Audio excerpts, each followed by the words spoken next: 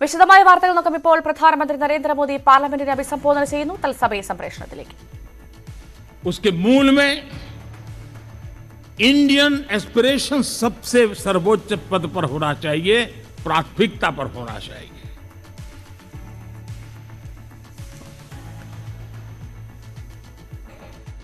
लेकिन मैं बहुत सोच समझ करके कहना चाहता हूं,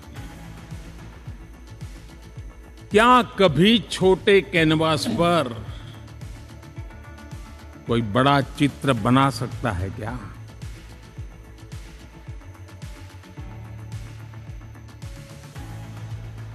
जैसे छोटे कैनवास पर बड़ा चित्र नहीं बन सकता, वैसे हम भी अगर हमारे सोचने के कैनवास को बड़ा नहीं कर सकते, तो भव्य भारत का चित्र भी हम नहीं अंकित कर सकते.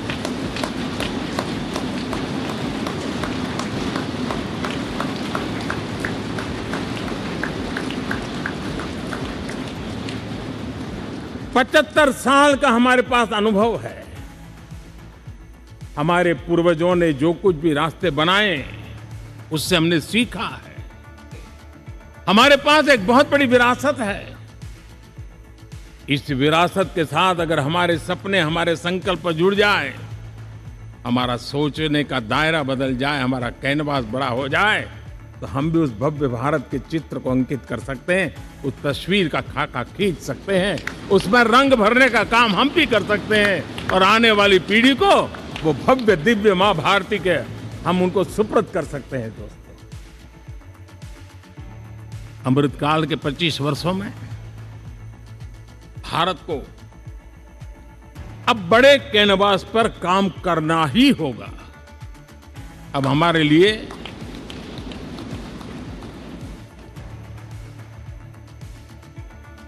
छोटी छोटी चीजों में उलझना वो वक्त चला गया है. हमें आत्मनिर्भर भारत बनाने के लक्ष्य को सबसे पहले परिपूर्ण करना चाहिए और हमसे शुरुआत होती है. हर नागरिक से शुरुआत होती है. और आज दुनिया में भी एक समय ऐसा था कि लोग मुझे कहते थे, हमारे बड़े बड़े बुद्धिजीवी और अर्थशास्त्री लिखते थे कि मोदी आत्मनिर्भर की बात करता है तो मल्टीलेटरलिज्म के सामने चुनौती तो बन नहीं जाएगा, ग्लोबल इकोनॉमी के जमाने में ठीक तो नहीं होगा. लेकिन 5 साल के भीतर भीतर देखा, दुनिया भारत के आत्मनिर्भर मॉडल की चर्चा करने लगी.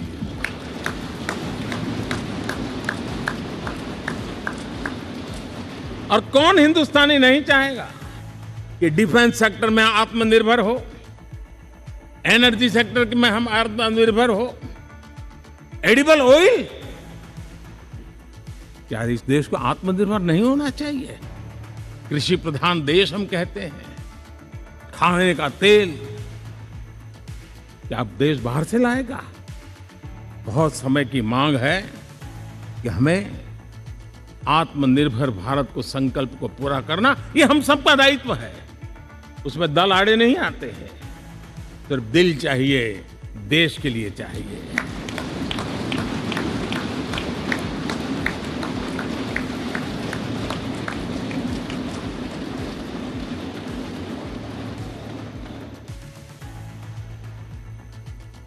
हमें अब मैन्युफैक्चरिंग सेक्टर में दुनिया में सर्वश्रेष्ठ बनने की दिशा में ही कदम रखने होंगे. और मैंने इकबाल लाल किले से कहा था, जीरो डिफेक्ट जीरो इफेक्ट.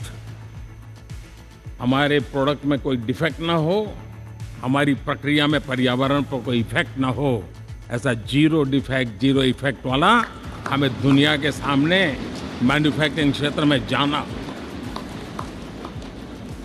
हमारे डिजाइनर, हमारे यहां निर्माण हो रही डिजाइन्स, हमारे सॉफ्टवेयर, हमारे एग्रीकल्चर प्रोडक्ट्स, हमारे हस्तशिल्प, हर क्षेत्र में अब हमें वैश्विक मापदंडों को पार करने के इरादे से ही चलना चाहिए. तब जाकर के विश्व के अंदर हम अपना झंडा फहरा सकते हैं. मेरे गांव में मेरा सबसे अच्छा माल हो इतनी बात नहीं चलेगी, मेरे राज्य में मेरा सबसे अच्छा प्रोडक्ट नहीं चलेगा, मेरे देश में मेरा सबसे अच्छा प्रोडक्ट नहीं चलेगा, दुनिया में मेरा प्रोडक्ट सबसे अच्छा होगा। ये भाव हमें पैदा होगा।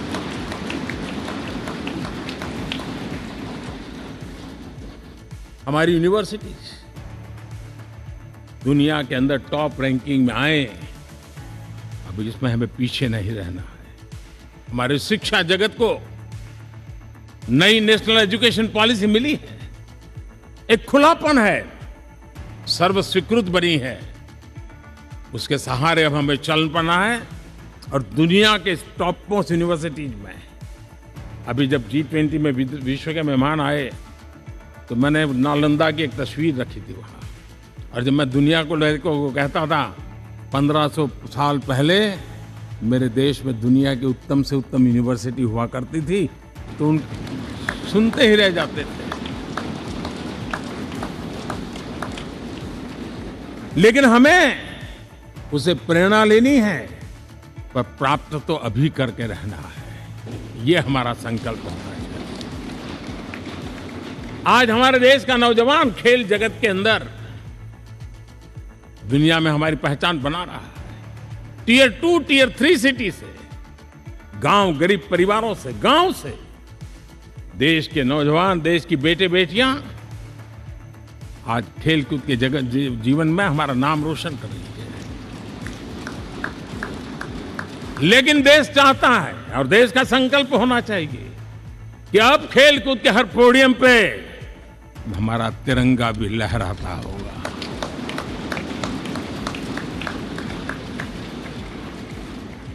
हमें अब पूरा हमारा दिमाग क्वालिटी पर फोकस करना ही होगा, ताकि हम विश्व की आशा अपेक्षाओं के अनुकूल और भारत के सामान्य मानव के जीवन में भी क्वालिटी ऑफ लाइफ के प्रति जो एस्पिरेशन बढ़ा है उसको हम एड्रेस कर पाए। और जैसे मैंने कहा कि हम भाग्यवान हैं कि हम उस समय काम कर रहे हैं जब समाज अपने आप एक एस्पिरेशनल सोसाइटी है। हमारा और भी एक भाग्य है कि हम उस समय हैं जब हिंदुस्तान युवा देश है। हम दुनिया में सबसे ज्यादा जन आबादी वाला तो देश बने ही हैं, लेकिन सबसे बड़ी आबादी उसमें भी सबसे युवा ये पहली बार हुआ है।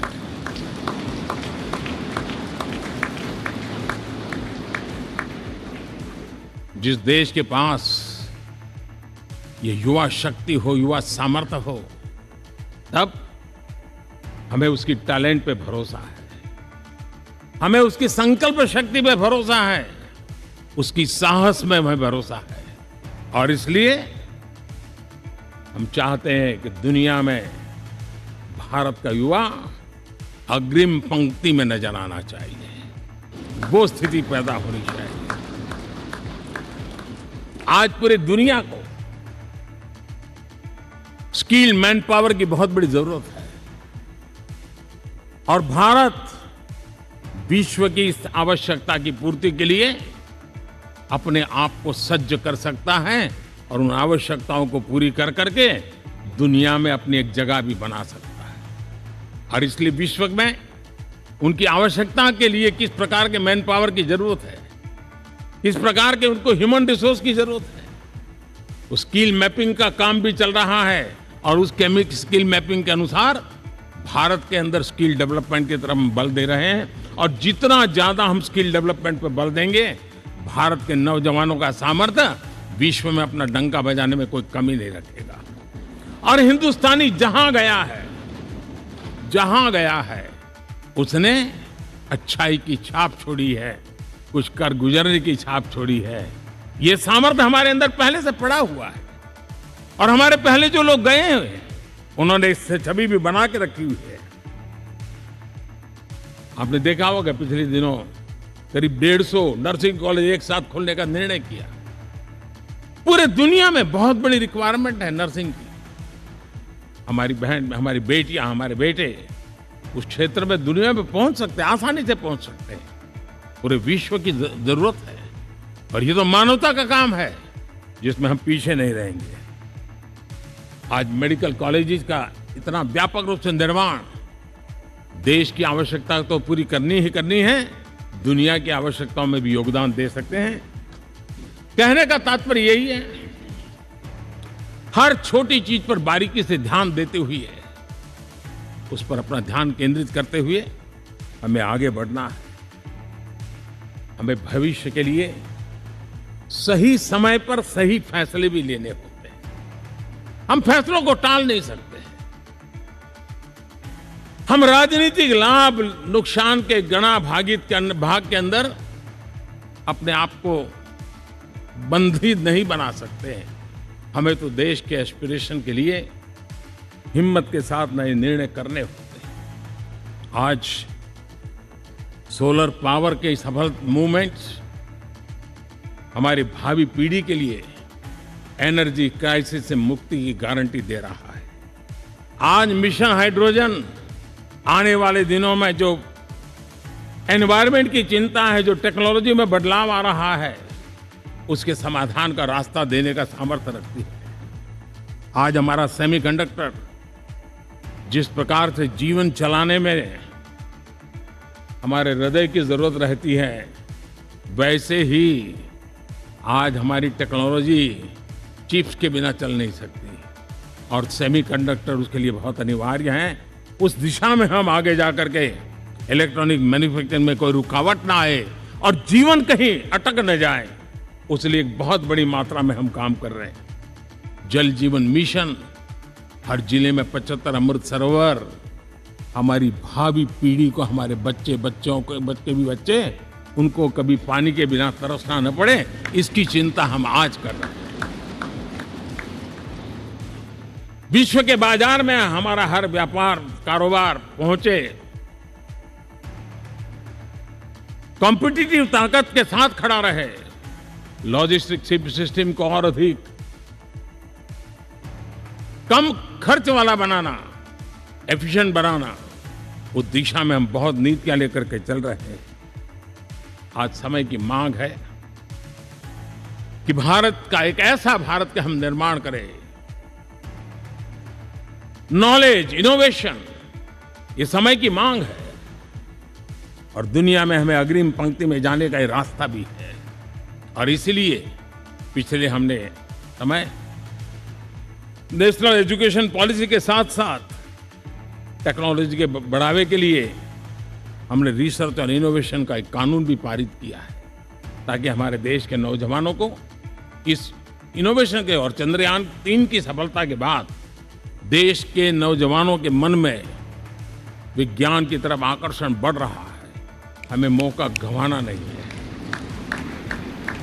हमारी युवा पीढ़ी को हमने പുതിയ ഭാവിയിലേക്ക് ഇന്ത്യ നടന്നെടുക്കുന്നു. ഇന്ത്യയുടെ ഭരണനിർവഹണം ലോകത്തിന് തന്നെ മാതൃകയാണ്. പുതിയ മന്ദിരത്തിൽ പുതിയ തുടക്കം, പുതിയ ഇന്ത്യയിലേക്ക് ആണ് ഇനി പോകുന്നത്. വികസിത ഇന്ത്യയ്ക്കായി വീണ്ടും നമുക്ക് പ്രതിജ്ഞയെടുക്കാമെന്നാണ് പ്രധാനമന്ത്രി നരേന്ദ്രമോദി സംസാരിക്കുന്നത്. നമുക്ക് അതിലേക്ക് തിരികെ എത്താം ഒരു ഇടവേളയ്ക്ക് ശേഷം.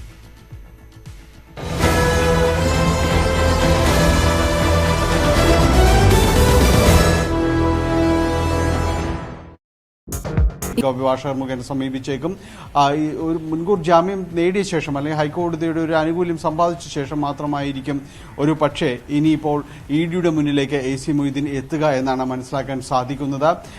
ഇതിൽ നേരത്തെ ചോദ്യം ചെയ്യാൻ വിളിപ്പിച്ചപ്പോഴും അദ്ദേഹം പല കാരണങ്ങൾ പറഞ്ഞ് 2 തവണ അത് മാറ്റിവെച്ചിരുന്നു. പിന്നീടാണ് ഇവിടേക്ക് എത്തുകയും ചെയ്യുന്നത്. അന്ന് 9 മണിക്കൂറോളം ചോദ്യം ചെയ്തിരുന്നു. അതിനുശേഷമാണ് വീണ്ടും വിളിപ്പിച്ചത്. ഇപ്പോൾ അദ്ദേഹം അവധി പറഞ്ഞ സാഹചര്യത്തിൽ വീണ്ടും ED സാഹചര്യങ്ങൾ പരിശോധിച്ച ശേഷം ED വീണ്ടും നോട്ടീസ് നൽകും. മറ്റൊരു ദിവസത്തേക്ക് ഹാജരാകാനായിട്ടുള്ളൊരു നിർദ്ദേശം നൽകുകയും ചെയ്യും. ആ ഒരു സമയത്തിനുള്ളിൽ തന്നെ അടിയന്തരമായി ഹൈക്കോടതിയിൽ നിന്ന് ഒരു മുൻകൂർ ജാമ്യം സമ്പാദിക്കുക, അല്ലെങ്കിൽ ഇത്തരം സാഹചര്യങ്ങളിൽ ഒരു അനുകൂലമായ ഒരു അവസ്ഥ ഹൈക്കോടതിയിൽ നിന്ന് നേടിയെടുക്കുക, പരാമർശമെങ്കിലും നേടിയെടുക്കുക എന്ന് തന്നെയായിരിക്കും AC മൊയ്തീൻ ലക്ഷ്യമിടുന്നത്.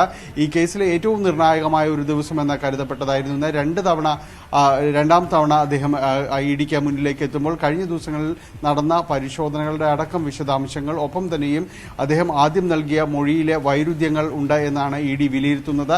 പിന്നീട് EDക്ക് മുൻപിൽ തുടർച്ചയായി തന്നെ എത്തിയ തൃശ്ശൂരിൽ നിന്നുള്ള കൗൺസിലർമാരുടെ മൊഴികൾ, അനൂപ് ഡേവിസ് കാടയുടെയും അതോടൊപ്പം തന്നെയും അരവിന്ദ് അടക്കമുള്ളവരുടെ മൊഴികൾ, ജിജോർ എന്ന സാക്ഷിയുടെ അടക്കമുള്ള മൊഴികൾ, ഇതെല്ലാം തന്നെയും വൈരുദ്ധ്യങ്ങൾ നിറഞ്ഞതാണ്. നേരത്തെ പറഞ്ഞതിൽ നിന്ന് ഘടകവിരുദ്ധമായ പല വസ്തുതകളുമുണ്ട് എന്ന്, മുൻകൂർ വായ്പ അനുവദിക്കുന്നതിലടക്കമുള്ള വിഷയങ്ങളിൽ ഇടപെട്ടിരുന്നു എന്നതടക്കമുള്ള സൂചനകളാണ് ഇഡിക്ക് ലഭിച്ചിരുന്നത്. അപ്പോൾ അത്തരം സങ്കീർണമായ ഒരു സാഹചര്യത്തിലേക്കായിരുന്നു AC മൊയ്തീൻ എത്തിയിരുന്നത്. കഴിഞ്ഞ ദിവസങ്ങളിൽ ED നടപടി ഒന്നുകൂടി ശക്തമാക്കിയിരുന്നു. തൃശ്ശൂരും എറണാകുളത്തുമായി 9 ഇടങ്ങളിൽ ED പരിശോധന നടത്തിയിരുന്നു. പ്രത്യേകിച്ച് ഇപ്പോൾ അറസ്റ്റ് ചെയ്യപ്പെട്ടിട്ടുള്ള സതീഷ് കുമാറുമായി ബന്ധപ്പെട്ടുള്ള ഇടപാടുകൾ സംശയിച്ചാണ് പല സഹകരണ ബാങ്കുകളിലും, തൃശ്ശൂരിലെ സഹകരണ ബാങ്കിലും അതോടൊപ്പം തന്നെയും അദ്ദേഹത്തിന്റെ ഇടപാടുകാരെന്ന് സംശയിക്കപ്പെടുന്ന ആനുകൂല്യങ്ങൾ ലോൺ വഴി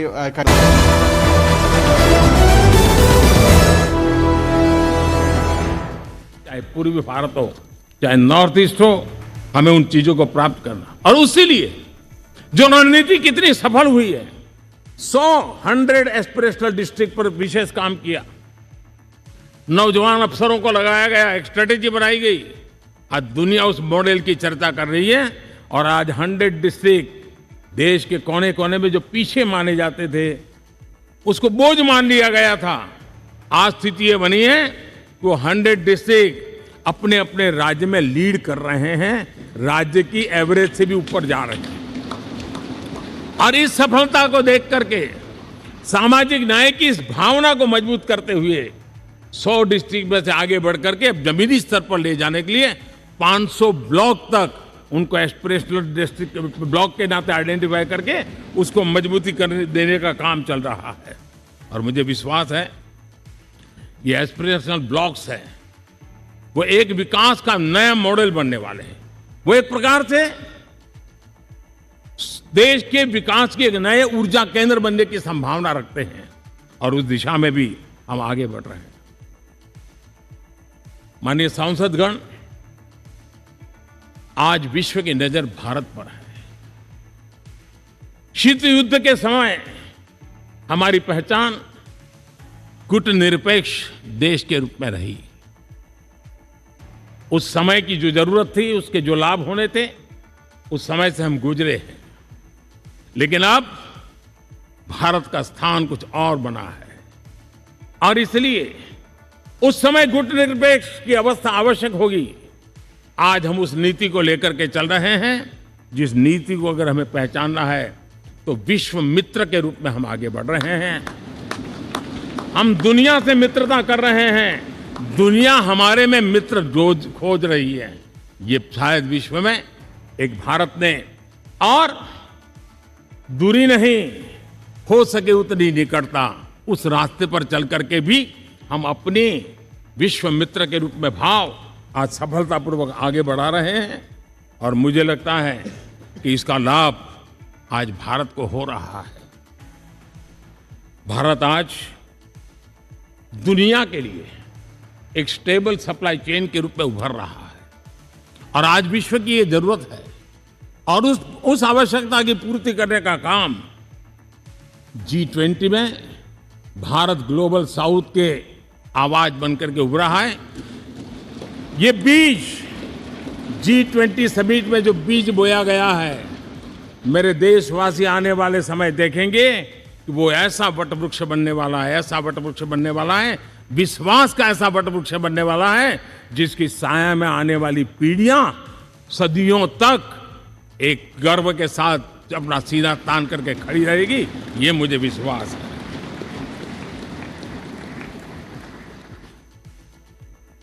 इस G20 में एक बहुत बड़ा काम हमने किया है, बायोफ्यूल अलायंस का। हम विश्व के नेतृत्व करते रहे, दिशा दे रहे हैं और विश्व को बायोफ्यूल अलायंस में दुनिया के सभी देश देखते ही देखते उसकी सदस्यता ले रहे थे और एक बहुत बड़ा आंदोलन खड़ा होने जा रहा है और जिसका नेतृत्व ये हमारा भारत कर रहा है। छोटे छोटे महाद्वीप, उनके साथ भी आर्थिक कॉरिडोर बनाने की दिशा में हमने बड़ी मजबूती के साथ कदम उठाए हैं। आदरणीय बंधुगण, आदरणीय उपराष्ट्रपति जी, आदरणीय स्पीकर महोदय, आज हम यहाँ से विदाई लेकर के नए भवन में जा रहे हैं, संसद के नए भवन में बैठने वाले हैं। और ये शुभ है, गणेश चतुर्थी के दिन बैठ रहे हैं।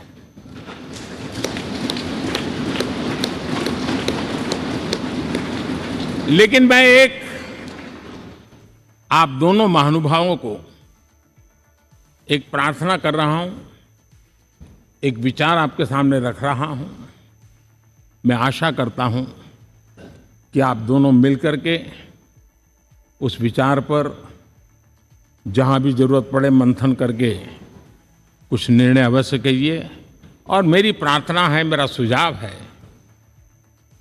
कि अब हम जब नए सदन में जा रहे हैं तब इसकी गरिमा कभी भी कम नहीं होनी चाहिए।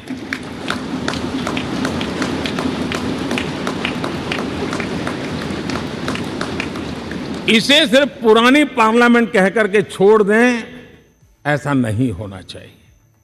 और इसलिए मेरी प्रार्थना है कि भविष्य में अगर आप सहमति दे दोनों महानुभाव, तो इसको संविधान सदन के रूप में जाना जाए।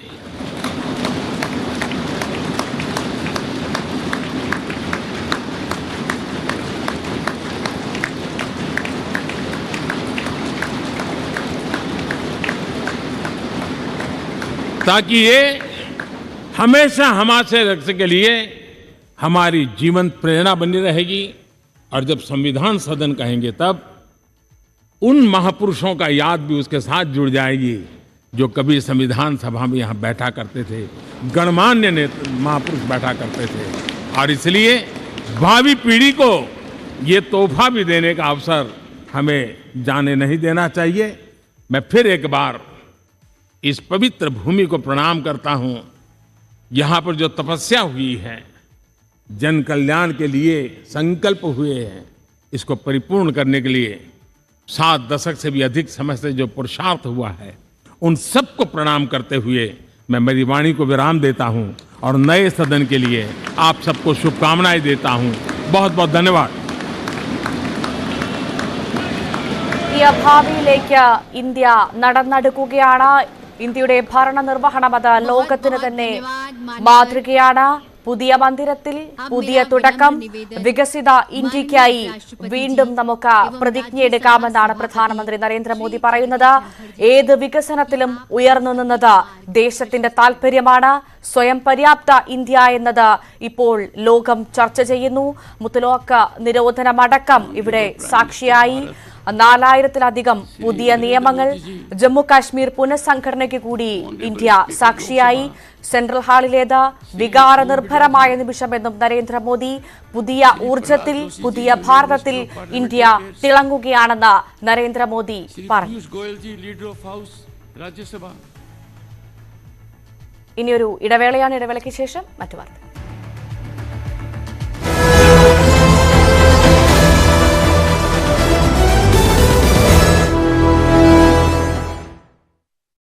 ഈ പരിപാടി അവരുടെ വീടുകളിലും കഴിഞ്ഞ മണിക്കൂറുകൾ നീണ്ട പരിശോധനകളാണ് കഴിഞ്ഞ ദിവസങ്ങളിൽ ഇ ഡി നടത്തിയത്. അങ്ങനെ വലിയ രീതിയിലുള്ള ഒരു മുന്നൊരുക്കങ്ങൾ, വലിയ രീതിയിലുള്ള ഒരു മുന്നോട്ട് പോക്കെല്ലാം ഇ ഡിയുടെ ഭാഗത്തു നിന്ന് നടന്ന ഒരു ഘട്ടത്തിലായിരുന്നു ഇന്ന് എ സി മൊയ്തീൻ അന്വേഷണ ഉദ്യോഗസ്ഥർക്ക് മുൻപാകെ എത്തേണ്ടിയിരുന്നത്. അതിൽ നിന്ന് അദ്ദേഹം ഇളവ് നേടിയിരിക്കുന്നു. നിയമത്തിന്റെ ആനുകൂല്യം അല്ലെങ്കിൽ മുൻകൂർ ജാമ്യം നേടിയ ശേഷം വീണ്ടും ഐ ഡിക്ക് മുന്നിലെത്തുമെന്നാണ് പ്രതീക്ഷിക്കപ്പെടുന്നത്. നിയമസഭാ സാമാജികർക്കുള്ള ക്ലാസ്സിൽ പങ്കെടുക്കണം, തിരുവനന്തപുരത്ത് എത്തേണ്ടതുണ്ട് എന്നതടക്കമുള്ള കാര്യങ്ങളാണ് ചൂണ്ടിക്കാണിച്ചിരിക്കുന്നത്. അതുകൊണ്ട് 2 ദിവസത്തെ ഇളവ് തേടിയിട്ടുണ്ട്. ഈ ദിവസത്തിനുള്ളിൽ ഹൈക്കോടതിയിൽ നിന്ന് ഒരു അനുകൂല സാഹചര്യം തേടാൻ അങ്ങനെയാണ് നിയമോപദേശം അദ്ദേഹത്തിന് ലഭിച്ചിരിക്കുന്നതെന്നാണ് മനസ്സിലാക്കാൻ സാധിക്കുന്നത്. അതുകൊണ്ട് ഒരു മുൻകൂർ ജാമ്യത്തിനടക്കം ഹൈക്കോടതിയിൽ വരും മണിക്കൂറുകളിൽ തന്നെ അദ്ദേഹം സമീപിച്ചേക്കും, അഭിഭാഷകർ മുഖേന സമീപിച്ചേക്കും. ഒരു മുൻകൂർ ജാമ്യം നേടിയ ശേഷം അല്ലെങ്കിൽ ഹൈക്കോടതിയുടെ ഒരു ആനുകൂല്യം സമ്പാദിച്ച ശേഷം മാത്രമായിരിക്കും ഒരു പക്ഷേ ഇനിയിപ്പോൾ ഇ ഡിയുടെ മുന്നിലേക്ക് എ സി മൊയ്തീൻ എത്തുക എന്നാണ് മനസ്സിലാക്കാൻ സാധിക്കുന്നത്. ഇതിൽ നേരത്തെ ചോദ്യം ചെയ്യാൻ വിളിപ്പിച്ചപ്പോഴും അദ്ദേഹം പല കാരണങ്ങൾ പറഞ്ഞ് 2 തവണ അത് മാറ്റിവെച്ചിരുന്നു. പിന്നീടാണ് ഇവിടേക്ക് എത്തുകയും ചെയ്യുന്നത്. അന്ന് 9 മണിക്കൂറോളം ചോദ്യം ചെയ്തിരുന്നു. അതിനുശേഷമാണ് വീണ്ടും വിളിപ്പിച്ചത്. ഇപ്പോൾ അദ്ദേഹം അവധി പറഞ്ഞ സാഹചര്യത്തിൽ വീണ്ടും ഇ ഡി സാഹചര്യങ്ങൾ പരിശോധിച്ച ശേഷം ഇ ഡി വീണ്ടും നോട്ടീസ് നൽകും. നൽകും, മറ്റൊരു ദിവസത്തേക്ക് ഹാജരാകാനായിട്ടുള്ളൊരു നിർദ്ദേശം നൽകുകയും ചെയ്യും. ആ ഒരു സമയത്തിനുള്ളിൽ തന്നെ അടിയന്തരമായി ഹൈക്കോടതിയിൽ നിന്ന് ഒരു മുൻകൂർ ജാമ്യം സമ്പാദിക്കുക, അല്ലെങ്കിൽ ഇത്തരം സാഹചര്യങ്ങളിലെ ഒരു അനുകൂലമായ ഒരു അവസ്ഥ ഹൈക്കോടതിയിൽ നിന്ന് നേടിയെടുക്കുക, പരാമർശമെങ്കിലും നേടിയെടുക്കുക എന്ന് തന്നെയായിരിക്കും AC മൊയ്തീൻ ലക്ഷ്യമിടുന്നത്. ഈ കേസിലെ ഏറ്റവും നിർണായകമായ ഒരു ദിവസം എന്ന കരുതപ്പെട്ടതായിരുന്നു. രണ്ടാം തവണ അദ്ദേഹം EDക്ക് മുന്നിലേക്ക് എത്തുമ്പോൾ കഴിഞ്ഞ ദിവസങ്ങളിൽ നടന്ന പരിശോധനകളുടെ അടക്കം വിശദാംശങ്ങൾ, ഒപ്പം തന്നെയും അദ്ദേഹം ആദ്യം നൽകിയ മൊഴിയിലെ വൈരുദ്ധ്യങ്ങൾ ഉണ്ട് എന്നാണ് ED വിലയിരുത്തുന്നത്. പിന്നീട് EDക്ക് മുൻപിൽ തുടർച്ചയായി തന്നെ എത്തിയ തൃശ്ശൂരിൽ നിന്നുള്ള കൗൺസിലർമാരുടെ മൊഴികൾ, അനൂപ് ഡേവിസ് കാടയുടെയും അതോടൊപ്പം തന്നെയും അരവിന്ദ് അടക്കമുള്ളവരുടെ മൊഴികൾ, ജിജോർ എന്ന സാക്ഷിയുടെ അടക്കമുള്ള മൊഴികൾ, ഇതെല്ലാം തന്നെയും വൈരുദ്ധ്യങ്ങൾ നിറഞ്ഞതാണ്. നേരത്തെ പറഞ്ഞതിൽ നിന്ന് ഘടകവിരുദ്ധമായ പല വസ്തുതകളുമുണ്ട് എന്ന്, മുൻകൂർ വായ്പ അനുവദിക്കുന്നതിലടക്കമുള്ള വിഷയങ്ങളിൽ ഇടപെട്ടിരുന്നു എന്നതടക്കമുള്ള സൂചനകളാണ് EDക്ക് ലഭിച്ചിരുന്നത്. അപ്പോൾ അത്തരം സങ്കീർണമായ ഒരു സാഹചര്യത്തിലേക്കായിരുന്നു AC മൊയ്തീൻ എത്തിയിരുന്നത്. കഴിഞ്ഞ ദിവസങ്ങളിൽ ED നടപടി ഒന്നുകൂടി ശക്തമാക്കിയിരുന്നു. തൃശ്ശൂരും എറണാകുളത്തുമായി 9 ഇടങ്ങളിൽ ED പരിശോധന നടത്തിയിരുന്നു. പ്രത്യേകിച്ച് ഇപ്പോൾ അറസ്റ്റ് ചെയ്യപ്പെട്ടിട്ടുള്ള സതീഷ് കുമാറുമായി ബന്ധപ്പെട്ടുള്ള ഇടപാടുകൾ സംശയിച്ചാണ് പല സഹകരണ ബാങ്കുകളിലും, തൃശ്ശൂരിലെ സഹകരണ ബാങ്കിലും അതോടൊപ്പം തന്നെയും അദ്ദേഹത്തിന്റെ ഇടപാടുകാരെന്ന് സംശയിക്കപ്പെടുന്ന ആനുകൂല്യങ്ങൾ ലോൺ വഴി കൈപ്പറ്റിയെന്ന് സംശയിക്കപ്പെടുന്ന അവരുടെ വീടുകളിലും കഴിഞ്ഞ മണിക്കൂറുകൾ നീണ്ട പരിശോധനകളാണ് കഴിഞ്ഞ ദിവസങ്ങളിൽ ED നടത്തിയത്. അങ്ങനെ വലിയ രീതിയിലുള്ളൊരു മുന്നൊരുക്കങ്ങൾ, വലിയ രീതിയിലുള്ളൊരു മുന്നോട്ട് പോക്കെല്ലാം EDയുടെ ഭാഗത്തു നിന്ന് നടന്ന ഒരു ഘട്ടത്തിലായിരുന്നു ഇന്ന് AC മൊയ്തീൻ അന്വേഷണ ഉദ്യോഗസ്ഥർക്ക് മുൻപാകെ എത്തേണ്ടിയിരുന്നത്. അതിൽ നിന്ന് അദ്ദേഹം ഇളവ് നേടിയിരിക്കുന്നു. നിയമത്തിന്റെ ആനുകൂല്യം അല്ലെങ്കിൽ മുൻകൂർ ജാമ്യം നേടിയ ശേഷം വീണ്ടും EDക്ക് മുന്നിലെത്തുമെന്നാണ് പ്രതീക്ഷിക്കപ്പെടുന്നത്. നിയമസഭാ സാമാജികർക്കുള്ള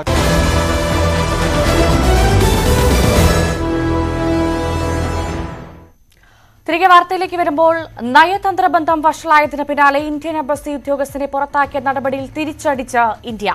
കനേഡിയൻ നയതന്ത്ര ഉദ്യോഗസ്ഥരെ ഇന്ത്യ പുറത്താക്കി. 5 ദിവസത്തിനകം ഇന്ത്യ വിടണമെന്ന നിർദ്ദേശം നൽകി. കനേഡിയൻ ഹൈക്കമ്മീഷണർ കാമറൂൺ മക്കയെ വിളിച്ചുവരുത്തി ഇന്ത്യ പ്രതിഷേധം അറിയിച്ചു. ആരോപണങ്ങൾ അടിസ്ഥാനരഹിതമെന്ന് ഇന്ത്യ വ്യക്തമാക്കി. MG മിഥുൻ വാർത്തയുടെ വിശദാംശങ്ങൾ പങ്കുവയ്ക്കും. മിഥുൻ, ഈ കാനഡയ്ക്ക് അതേ നാണയത്തിൽ തന്നെ ഇന്ത്യ തിരിച്ചടി നൽകിയല്ലേ? അതായത് ഇന്ത്യൻ നയതന്ത്രജ്ഞനെ പുറത്താക്കിയ കാനഡയ്ക്ക് അതേ നാണയത്തിൽ ഇന്ത്യയുടെ തിരിച്ചടി അല്ലേ?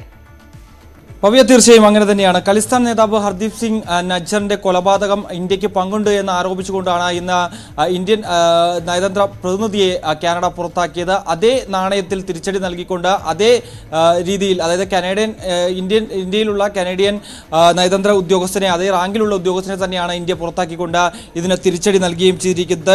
ഈ കാനഡ ഹൈക്കമ്മീഷണറെ വിളിച്ചു വരുത്തി പ്രതിഷേധം അറിയിക്കുകയും തുടർന്ന് ഇക്കാര്യം അറിയിക്കുകയുമായിരുന്നു. 5 ദിവസത്തിനുള്ളിൽ തന്നെ ഈ ഉദ്യോഗസ്ഥൻ ഇവിടെ നിന്ന് രാജ്യം വിടണമെന്നുള്ള നിർദ്ദേശവും കർശനമായി ഇന്ത്യ മുന്നോട്ട് വയ്ക്കുകയും ചെയ്തിട്ടുണ്ട്. കൂടാതെ തന്നെ പുറത്താക്കിയ നയതന്ത്ര ഉദ്യോഗസ്ഥന്റെ പേര് ഇതുവരെയും പുറത്തുവിട്ടിട്ടില്ല ഈ വിദേശകാര്യ മന്ത്രാലയം. ഒപ്പം തന്നെ ഇക്കഴിഞ്ഞ ജൂൺ 18-നായിരുന്നു ഈ ഖലിസ്ഥാൻ വാദി കൂടിയായിട്ടുള്ള, ഖലിസ്ഥാൻ നേതാവ് കൂടിയായിട്ടുള്ള ഈ ഹർദീപ് സിംഗ് നിജാർ കൊല്ലപ്പെടുന്നത്. അന്ന്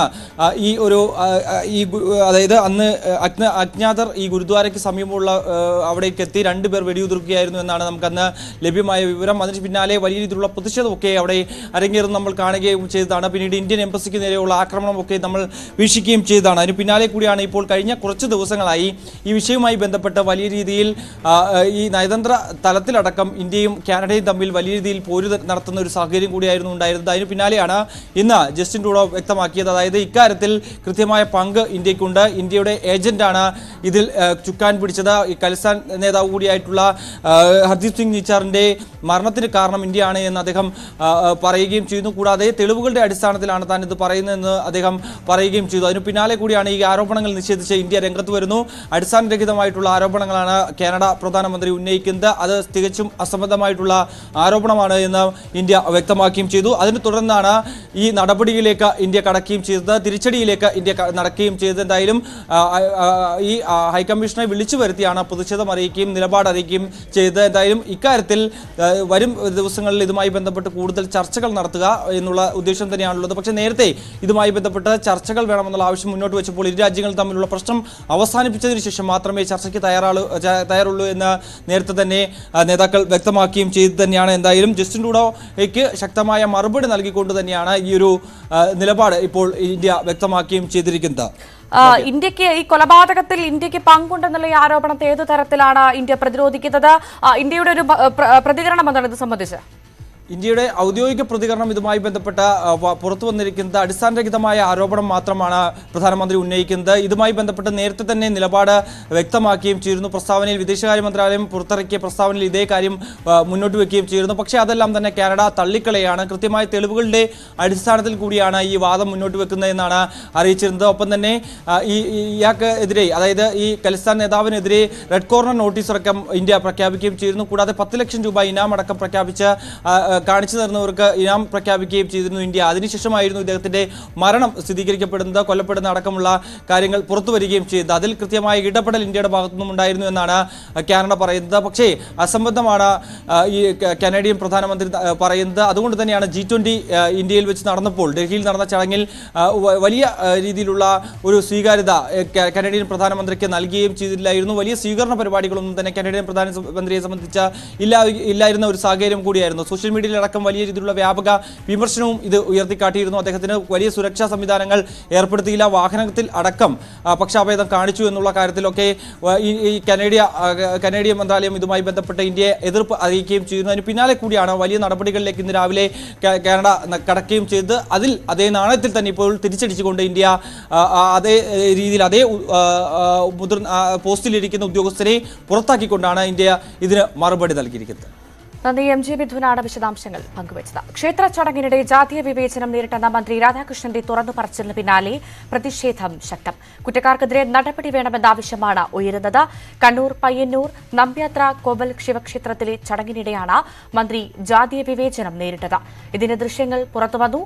ജാതി വ്യവസ്ഥയുടെ മാനസികാവസ്ഥ പെട്ടെന്നൊരു ദിവസം മാറ്റാൻ കഴിയുന്നതല്ലെന്ന് മന്ത്രി K രാധാകൃഷ്ണൻ പറഞ്ഞു. തെറ്റ് ചെയ്തെന്ന് തോന്നിയെങ്കിൽ മാത്രമല്ലേ അവർ പ്രതികരിക്കൂ.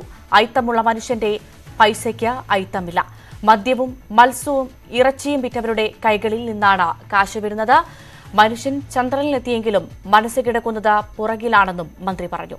ശാന്തിക്കാരൻ സ്വീകരിച്ച നടപടി അംഗീകരിക്കാനാകാത്തതെന്ന് പരിപാടിയിൽ പങ്കെടുത്ത T മധുസൂദനൻ MLA പ്രതികരിച്ചു. മന്ത്രി K രാധാകൃഷ്ണനെതിരായ ജാതി വിവേചനം കേരളത്തിലെ ജനങ്ങൾക്ക് നേരെയുള്ളതെന്ന് മന്ത്രി V ശിവൻകുട്ടി. പൊറുക്കാൻ കഴിയുന്ന കാര്യങ്ങളല്ല സംഭവിച്ചിട്ടുള്ളത്.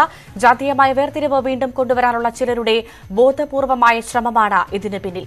സർക്കാർ ഗൌരവമായി വിഷയം പരിശോധിക്കുമെന്നും ശിവൻകുട്ടി പാലക്കാട് പറഞ്ഞു. അദ്ദേഹം പത്രങ്ങളിലൂടെ പറഞ്ഞ കാര്യങ്ങൾ കേരളം സഹിക്കുന്ന കാര്യമാണ്. ഏത് സാഹചര്യത്തിലാണെങ്കിലും ബഹുമാനപ്പെട്ട മന്ത്രി രാധാകൃഷ്ണൻ പറഞ്ഞ കാര്യങ്ങൾ അത് നമ്മൾക്കിങ്ങനെ വിശ്വസിക്കാതിരിക്കേണ്ട കാര്യമൊന്നുമില്ല. എന്തായാലും അത് ഗവൺമെൻറ് വലിയ ഗൗരവത്തോടുകൂടി തന്നെ കാണും.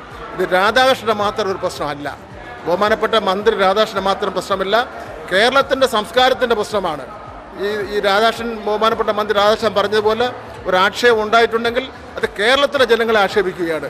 അതിന് കർശനമായ ഒരു വിട്ടുവീഴ്ചയില്ലാത്ത ആവശ്യമായ നിയമപരമായും അല്ലാതെയുള്ള നടപടികൾ എടുക്കുവാൻ ബാധ്യതപ്പെട്ട ഗവൺമെൻറ്റാണ് കേരളത്തിലെ ഇടതുപക്ഷ ജനാധിപത്യ മുന്നണി ഗവൺമെൻറ് എന്ന് കൂടി ഞാൻ വ്യക്തമാക്കാൻ ആഗ്രഹിക്കുകയാണ്. കേരളത്തിന്റെ ചരിത്രത്തിലെ ഏറ്റവും വലിയ സഹകരണ കൊള്ളയാണ് കരുവന്നൂരിലേതെന്ന് പ്രതിപക്ഷ നേതാവ് VD സതീശൻ. തട്ടിപ്പ് കരുവന്നൂരിൽ മാത്രം ഒതുങ്ങുന്നതല്ല. CPM ജില്ലാ നേതൃത്വത്തിനും സംസ്ഥാന നേതൃത്വത്തിനും കള്ളപ്പണയിടപാടിൽ പങ്കുണ്ട്. തട്ടിപ്പിൽ സമഗ്രമായ അന്വേഷണം വേണം. കോൺഗ്രസ് നേതൃത്വം നൽകുന്ന സഹകരണ ബാങ്കുകളിൽ പലതിലും അഴിമതി നടന്നിട്ടുണ്ടെന്നും പാർട്ടിയുടെ ശ്രദ്ധയിൽപ്പെട്ട കേസുകളിൽ ശക്തമായ നടപടി എടുത്തിട്ടുണ്ടെന്നും VD സതീശൻ പ്രതികരിച്ചു. വീണ്ടും ഈ കള്ളപ്പണക്കാരെയും അഴിമതിക്കാരെയും സംരക്ഷിക്കുന്നതിന് വേണ്ടിയിട്ടുള്ള നിലപാടാണ് പാർട്ടി സ്വീകരിച്ചത്.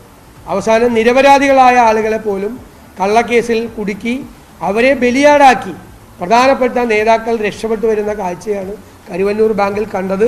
സമഗ്രമായ അന്വേഷണം കരുവന്നൂർ ബാങ്കിലും തൃശ്ശൂർ ജില്ലയിലെ സമീപ പ്രദേശങ്ങളിലെ ബാങ്കുകളിലും നടന്ന പണമിടപാടുകളെക്കുറിച്ച് വേണം എന്ന് ഞങ്ങൾ ശക്തിയായി ആവശ്യപ്പെടുകയാണ്. ഇത് സംബന്ധിച്ച സമരപരിപാടികൾ തൃശ്ശൂരിൽ ജില്ലാ കോൺഗ്രസ് കമ്മിറ്റിയും ജില്ലാ UDF കമ്മിറ്റിയും നിരവധി സമരപരിപാടികൾ നടത്തിയിട്ടുണ്ട്. ആ സമരങ്ങൾ ഞങ്ങൾ കൂടുതൽ ശക്തിപ്പെടുത്തി മുന്നോട്ട് പോവുകയും ചെയ്യും. കരുവന്നൂർ ബാങ്ക് തട്ടിപ്പ് കേസിൽ AC മൊയ്തീൻ എന്ന എൻഫോഴ്സ്മെന്റ് ഡയറക്ടറേറ്റിന് മുൻപാകെ ഹാജരാവില്ല. തിരുവനന്തപുരത്ത് നിയമസഭ സാമാജികർക്കുള്ള ക്ലാസിൽ പങ്കെടുക്കുന്നതിനായി ഇന്നും നാളെയും ഹാജരാകാൻ കഴിയില്ലെന്ന് AC മൊയ്തീൻ EDയെ അറിയിച്ചിരുന്നു. മുൻകൂർ ജാമ്യം തേടാൻ മൊയ്തീന് നിയമോപദേശം ലഭിച്ചതായാണ് വിവരം. കേസിൽ കരുവന്നൂർ ബാങ്ക് മുൻ സെക്രട്ടറി TR സുനിൽകുമാർ EDക്ക് മുൻപാകെ ഹാജരായി. അതേസമയം അയ്യന്തോൾ ബാങ്കിലെ ED പരിശോധന 24 മണിക്കൂർ പിന്നിട്ട് ഇന്ന് രാവിലെയാണ് അവസാനിച്ചത്. ഡാനി ഇപ്പോൾ വാർത്തയുടെ വിശദാംശങ്ങൾ പങ്കുവയ്ക്കാൻ ചേരും. ഡാനി, ഇന്നെന്തായാലും AC മൊയ്തീൻ EDയുടെ ചോദ്യമുനകൾക്ക് മുൻപിലേക്ക് എത്തുന്നില്ല. അദ്ദേഹം തിരുവനന്തപുരത്താണ്. ഇനി എന്ന് അദ്ദേഹം ഹാജരാകും? ഇത് സംബന്ധിച്ച് എന്തെങ്കിലും വിശദാംശങ്ങൾ അദ്ദേഹത്തിന്റെ ഭാഗത്തുനിന്ന് EDയുടെ ഭാഗത്തുനിന്ന് ലഭിക്കുന്നുണ്ടോ? കൂടുതൽ വിവരങ്ങൾ. നിലവിൽ എന്നാണ് ഹാജരാകാൻ ആവശ്യപ്പെടുന്നതിനെ സംബന്ധിച്ച് ഒരു നോട്ടീസ് ഇതുവരെയും EDയുടെ ഭാഗത്തുനിന്ന് ഉണ്ടായിട്ടില്ല. ഇന്ന് ഹാജരാകാൻ ആവശ്യപ്പെട്ടപ്പോൾ 2 ദിവസത്തെ സാവകാശം ഇന്ന് തേടുകയായിരുന്നു. നിയമസഭാ സാമാജികർക്കുള്ള ക്ലാസ് അടക്കമുള്ള കാരണങ്ങൾ ചൂണ്ടിക്കാണിച്ചുകൊണ്ടാണ്. പക്ഷേ ഇതിൽ നിയമോപദേശം അദ്ദേഹത്തിന് ലഭിച്ചിരിക്കുന്ന മുൻകൂർ ജാമ്യം അടക്കമുള്ള കാര്യങ്ങളുമായി മുന്നോട്ട് പോകാനാണ് എന്നാണ് മനസ്സിലാക്കുന്നത്. ഈ ഒരു സാവകാശം ഉപയോഗപ്പെടുത്തിക്കൊണ്ട് മുൻകൂർ ജാമ്യം നേടിയ ശേഷമായിരിക്കാം ഒരുപക്ഷെ EDക്ക് മുന്നിലേക്ക് ഇനി AC മൊയ്തീൻ എത്തുക എന്നുള്ള സൂചനകളാണ് ഇപ്പോൾ ബലപ്പെടുന്നത്. എന്തായാലും കരുവന്നൂർ ബാങ്ക് തട്ടിപ്പുമായി ബന്ധപ്പെട്ടുകൊണ്ട് EDയുടെ അന്വേഷണം വിപുലമാവുകയാണ്. ഇതനുസരിച്ചാണ് കഴിഞ്ഞ ദിവസങ്ങളിൽ ഇവിടെ നടത്തിയ പരിശോധനകൾ അതിന്റെ ഒരു പൂർണ്ണതയിലേക്ക് എത്തുന്നു. അയ്യന്തോൾ സഹകരണ ബാങ്കിലെ പരിശോധന ഇന്ന് പുലർച്ചെയാണ് അവസാനിച്ചത്.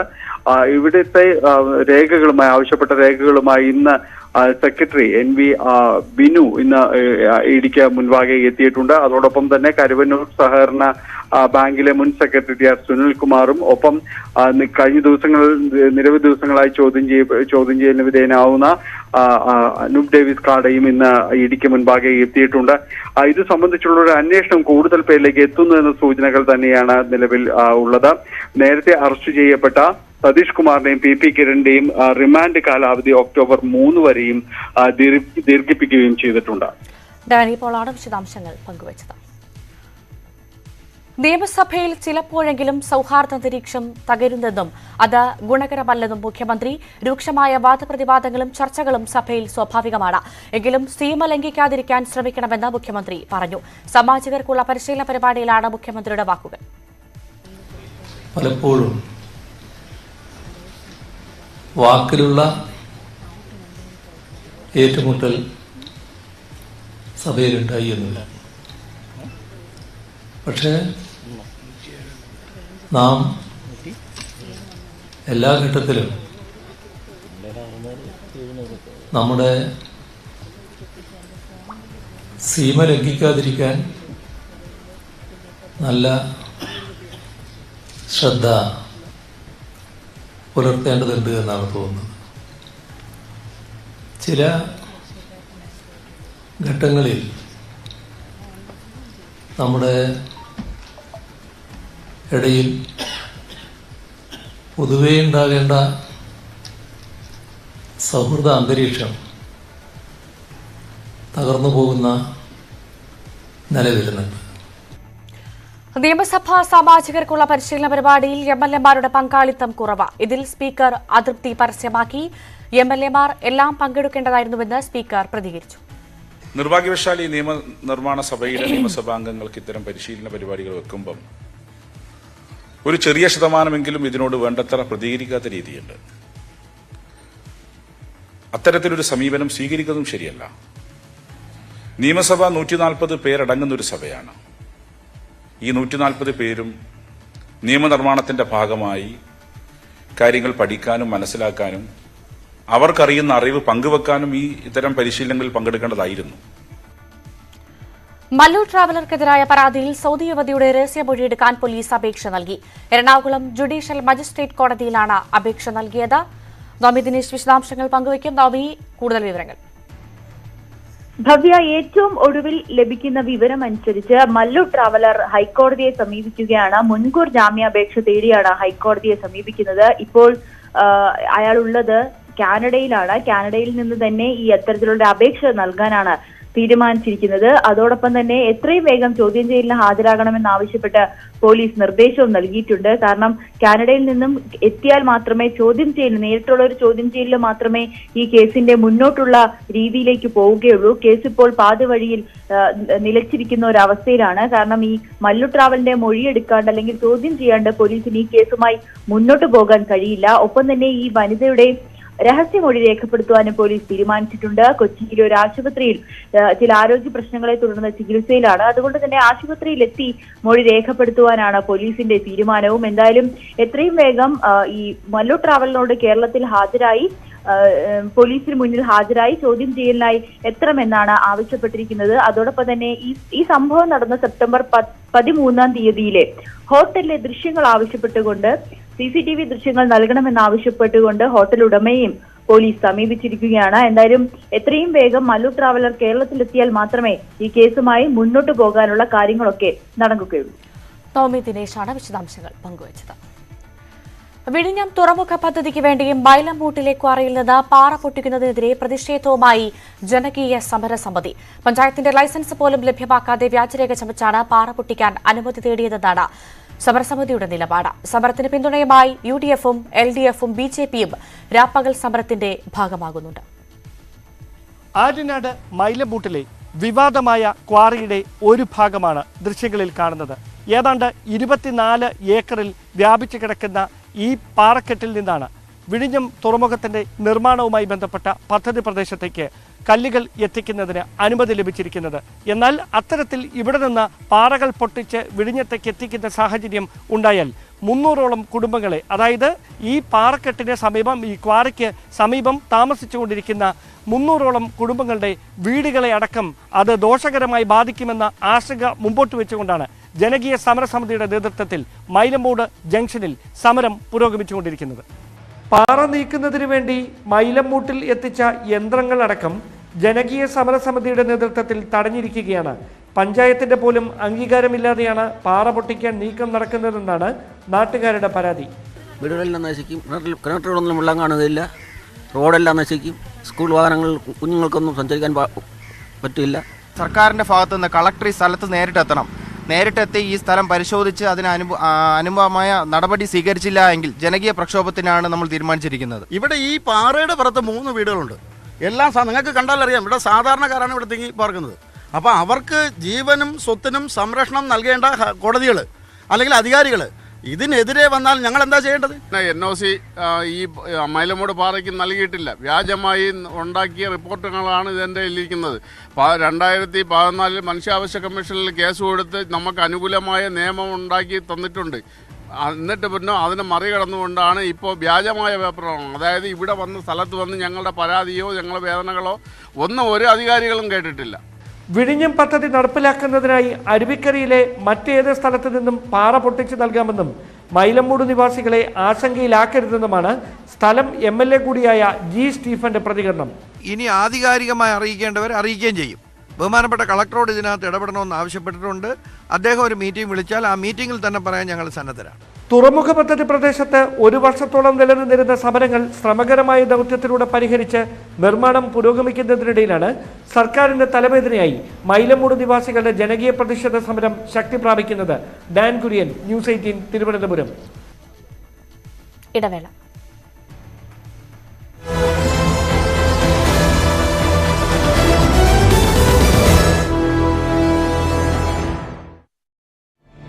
തിരുവനന്തപുരത്ത് എത്തേണ്ടതുണ്ട് എന്നതടക്കമുള്ള കാര്യങ്ങളാണ് ചൂണ്ടിക്കാണിച്ചിരിക്കുന്നത്. അതുകൊണ്ട് 2 ദിവസത്തെ ഇളവ് തേടിയിട്ടുണ്ട്. ഈ ദിവസത്തിനുള്ളിൽ ഹൈക്കോടതിയിൽ നിന്ന് ഒരു അനുകൂല സാഹചര്യം തേടാൻ അങ്ങനെയാണ് നിയമോപദേശം അദ്ദേഹത്തിന് ലഭിച്ചിരിക്കുന്നതെന്നാണ് മനസ്സിലാക്കാൻ സാധിക്കുന്നത്. അതുകൊണ്ട് ഒരു മുൻകൂർ ജാമ്യത്തിനടക്കം ഹൈക്കോടതിയിൽ ഒരു മണിക്കൂറുകൾ തന്നെ അദ്ദേഹം സമീപിച്ചേക്കും, അഭിഭാഷകർ മുഖേന സമീപിച്ചേക്കും. ഒരു മുൻകൂർ ജാമ്യം നേടിയ ശേഷം അല്ലെങ്കിൽ ഹൈക്കോടതിയുടെ ഒരു ആനുകൂല്യം സമ്പാദിച്ച ശേഷം മാത്രമായിരിക്കും ഒരു പക്ഷേ ഇനിയിപ്പോൾ ഡിയുടെ മുന്നിലേക്ക് AC മൊയ്തീൻ എത്തുക എന്നാണ് മനസ്സിലാക്കാൻ സാധിക്കുന്നത്. ഇതിൽ നേരത്തെ ചോദ്യം ചെയ്യാൻ വിളിപ്പിച്ചപ്പോഴും അദ്ദേഹം പല കാരണങ്ങൾ പറഞ്ഞ് 2 തവണ അത് മാറ്റിവെച്ചിരുന്നു. പിന്നീടാണ് ഇവിടേക്ക് എത്തുകയും ചെയ്യുന്നത്. അന്ന് 9 മണിക്കൂറോളം ചോദ്യം ചെയ്തിരുന്നു. അതിനുശേഷമാണ് വീണ്ടും വിളിപ്പിച്ചത്. ഇപ്പോൾ അദ്ദേഹം അവധി പറഞ്ഞ സാഹചര്യത്തിൽ വീണ്ടും ED സാഹചര്യങ്ങൾ പരിശോധിച്ച ശേഷം ED വീണ്ടും നോട്ടീസ് നൽകും. മറ്റൊരു ദിവസത്തേക്ക് ഹാജരാകാനായിട്ടുള്ളൊരു നിർദ്ദേശം നൽകുകയും ചെയ്യും. ആ ഒരു സമയത്തിനുള്ളിൽ തന്നെ അടിയന്തരമായി ഹൈക്കോടതിയിൽ നിന്ന് ഒരു മുൻകൂർ ജാമ്യം സമ്പാദിക്കുക, അല്ലെങ്കിൽ ഇത്തരം സാഹചര്യങ്ങളിൽ ഒരു അനുകൂലമായ ഒരു അവസ്ഥ ഹൈക്കോടതിയിൽ നിന്ന് നേടിയെടുക്കുക, പരാമർശമെങ്കിലും നേടിയെടുക്കുക എന്ന് തന്നെയായിരിക്കും AC മൊയ്തീൻ ലക്ഷ്യമിടുന്നത്. ഈ കേസിലെ ഏറ്റവും നിർണായകമായ ഒരു ദിവസം എന്ന കരുതപ്പെട്ടതായിരുന്നു. രണ്ടാം തവണ അദ്ദേഹം EDക്ക് മുന്നിലേക്ക് എത്തുമ്പോൾ കഴിഞ്ഞ ദിവസങ്ങളിൽ നടന്ന പരിശോധനകളുടെ അടക്കം വിശദാംശങ്ങൾ, ഒപ്പം തന്നെയും അദ്ദേഹം ആദ്യം നൽകിയ മൊഴിയിലെ വൈരുദ്ധ്യങ്ങൾ ഉണ്ട് എന്നാണ് ED വിലയിരുത്തുന്നത്. പിന്നീട് EDക്ക് മുൻപിൽ തുടർച്ചയായി തന്നെ എത്തിയ തൃശ്ശൂരിൽ നിന്നുള്ള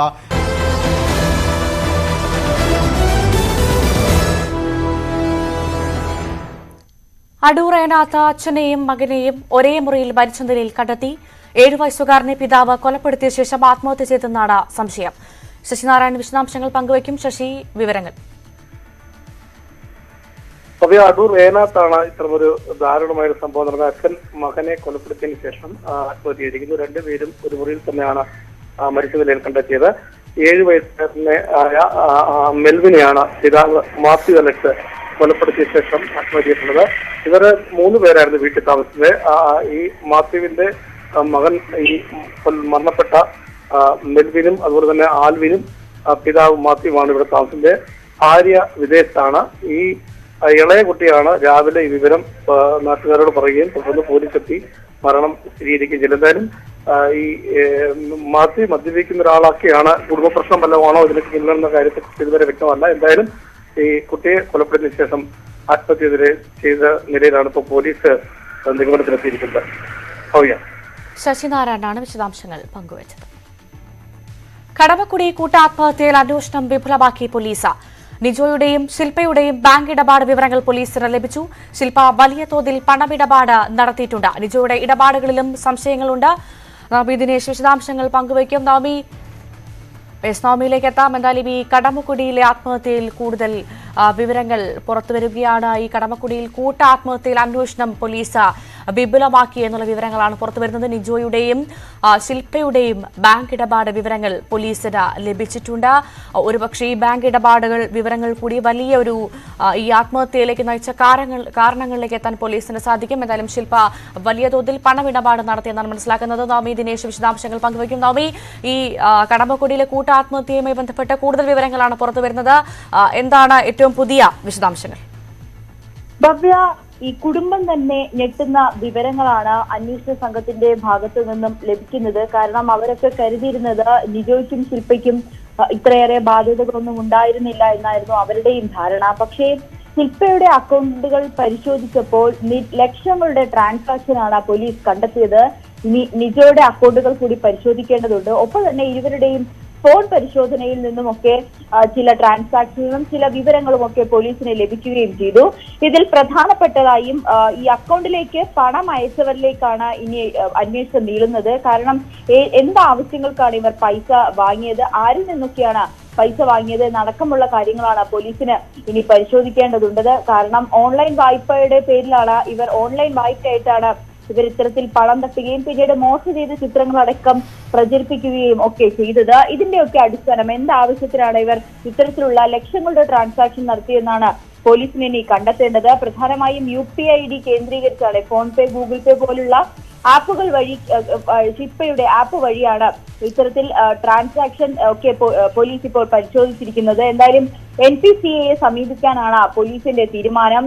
ഇതിൽ കൂടി NPCA സമീപിച്ച് കൂടുതൽ വിവരങ്ങൾ തേടി കൂടുതൽ നടപടികളിലേക്ക് നീങ്ങാനാണ് പോലീസിന്റെ തീരുമാനം. നവമി ദിനേശാണ് വിശദാംശങ്ങൾ പങ്കുവച്ചത്.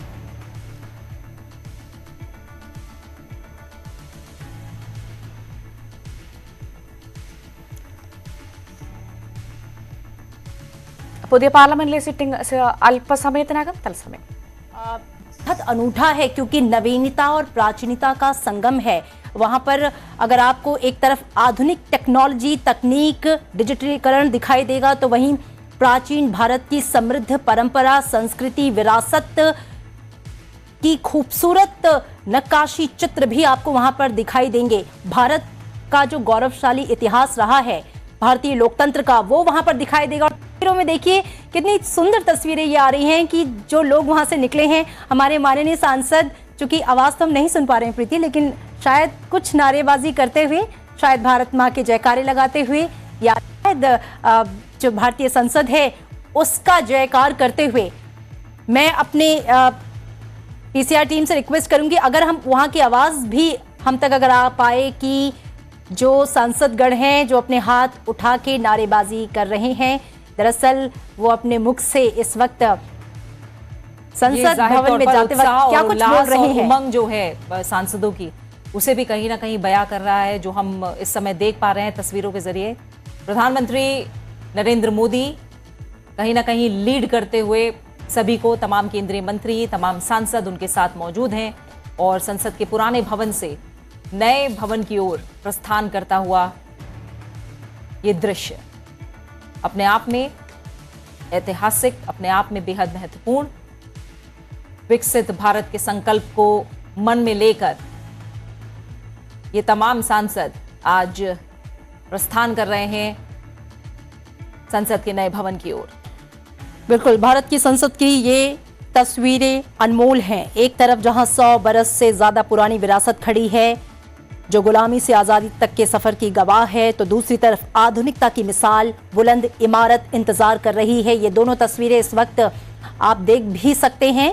एक तरफ हमारा इतिहास, हमारा अतीत, हमारा गौरव, और दूसरी तरफ आधुनिकता की ये बड़ी इमारत जो कि भविष्य के सपने को बुनने के लिए तैयार, विकसित भारत बनाने के संकल्पों के साथ, मजबूत और चट्टान जैसे इरादों के साथ खड़ी संसद भवन की नई इमारत, जो अपने आप में विविधता का संगम है, जो भारत की अनेकता है उसको एकता के सूत्र में पिरोए हुए भारत का नया संसद भवन। और ये देखिए कुछ सांसद अपने मोबाइल से सेल्फी लेते हुए संसद के नए भवन के सामने जाते हुए, क्योंकि ये पहला दिन है और ये ऐतिहासिक है। इस मोमेंट को हर कोई अपने कैमरे में कैद कर लेना चाहता है, और सेल्फी जो है अपने आप में एक बहुत ही पर्सनल चीज़ हो जाती है प्रीति, क्योंकि हमने देखा कि एक हमारे माननीय सांसद अपने मोबाइल से ये फोटो खींच रहे थे संसद के नए भवन के सामने, उसमें प्रवेश करने से पहले, और उसके बाद इसको साझा भी करेंगे कि संसद भवन में प्रवेश करने का पहला दिन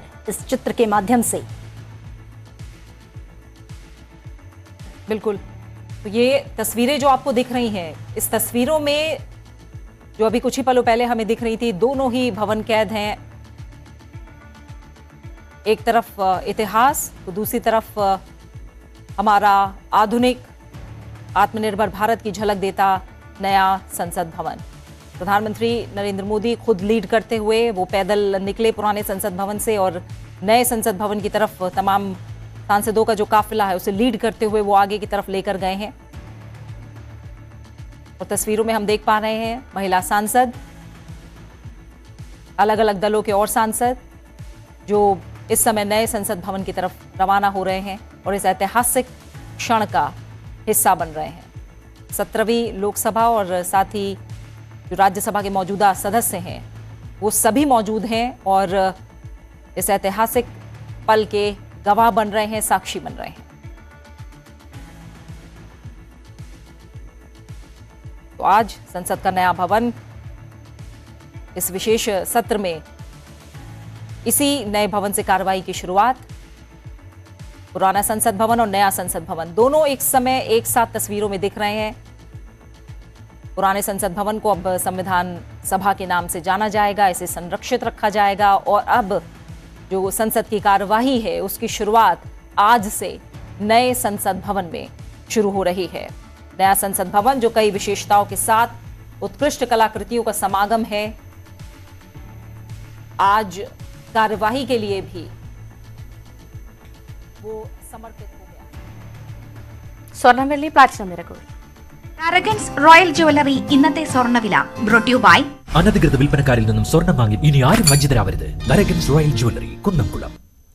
സ്വർണം ഗ്രാമിന് 5510, പവന് 44,080. വെള്ളി ഗ്രാമിന് 78, കിലോയ്ക്ക് 78,000. പ്ലാറ്റിനം ഗ്രാമിന് 3,369. തരകൻസ് റോയൽ ജ്വല്ലറി ഇന്നത്തെ സ്വർണ്ണവില ബ്രോട്ട് യു ബൈ അനധികൃത വിൽപ്പനക്കാരിൽ നിന്നും സ്വർണം വാങ്ങി ഇനി ആരും വഞ്ചിതരാവരുത്. Tharakans royal jewellery, Kunnamkulam. News room live പൂർണ്ണമാവുകയാണ്. ഇടവേളയ്ക്ക് ശേഷം 1 മണി വാർത്തയുമായി ആര്യാർ ദേവനത്തും. നമസ്കാരം.